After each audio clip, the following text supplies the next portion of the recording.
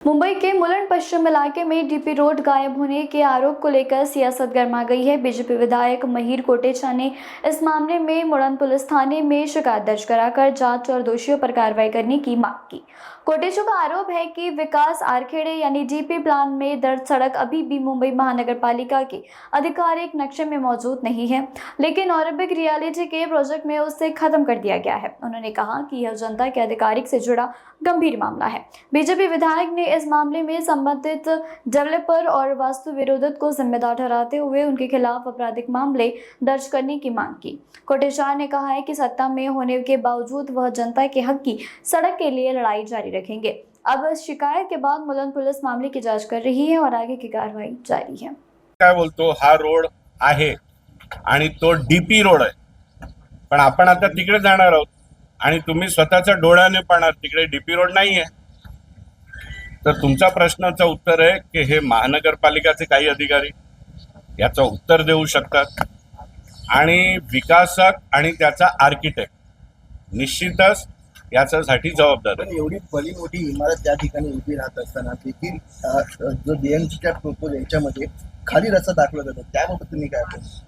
नाही, हे बघा, मी एवढंच सांगू इच्छितो की जे अनुभव येतात की एखादा सर्वात मोठा विकासक असतो त्यासाठी महानगरपालिकेमध्ये वेगळे नियम अटीतटी असतात आणि एक साधारण छोटीशी रिडेव्हलपमेंट करणारा विकासक असतो त्यासाठी वेगळे कायदे नियम कानून अटीतटी असतात। आणि याचा बेस्ट उदाहरण हा विषय आहे की मुंबईचा टोकाचा विकासक ओबेरॉय रिअल्टी, त्याला जसं तुम्ही विचारलं त्याला कायदे नियम लागू होत नाही, म्हणून आज 6 ऑगस्ट सकाळी 10:10 आपण जर आता आपला मोबाईल ओपन केला आणि महानगरपालिकेच्या वेबसाईटमध्ये गेले आणि त्यांचा शुल्क भरला तर तुम्हालाही ही प्रिंटआउट रसीद सकट येणार की आज पण हा डीपी रोड आहे, पण वास्तव्यात तो नाही।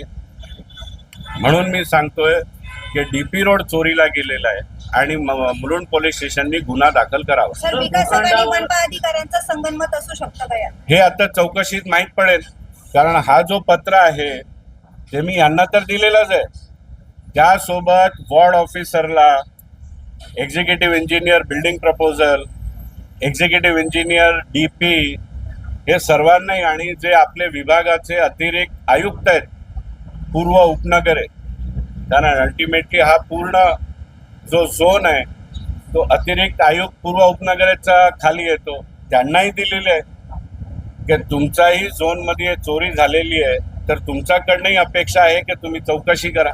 नगर विकास खात्याला तुम्ही तक्रार दिली का? नगर विकास मंत्रालय नाही, नगर विकास खात्याची आणि नगर विकास मंत्र्याची याचा काय रोलच नाही, तुम्हाला समजून घ्यावं लागेल। ही सर्व परवानग्या नगर विकास विभाग यांनी DCPR बनवला।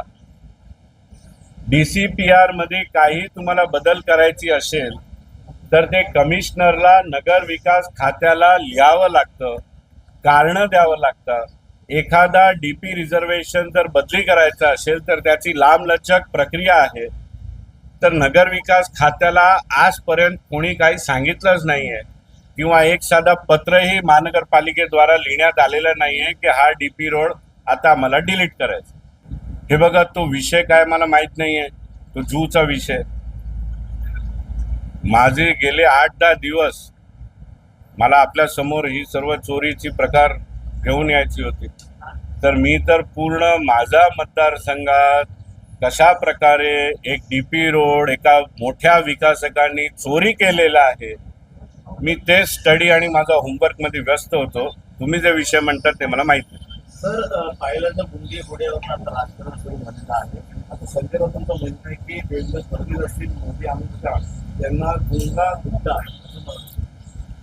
हे बघा, ते रोज सकाळी काय म्हणतात मी तर ऐकत पण नाही, कारण मला ते क्रिमिनल वेस्ट ऑफ टाइम वाटतो आणि जे मी ऐकलं नाही त्याच्यावरती भाष्य करणार नाही।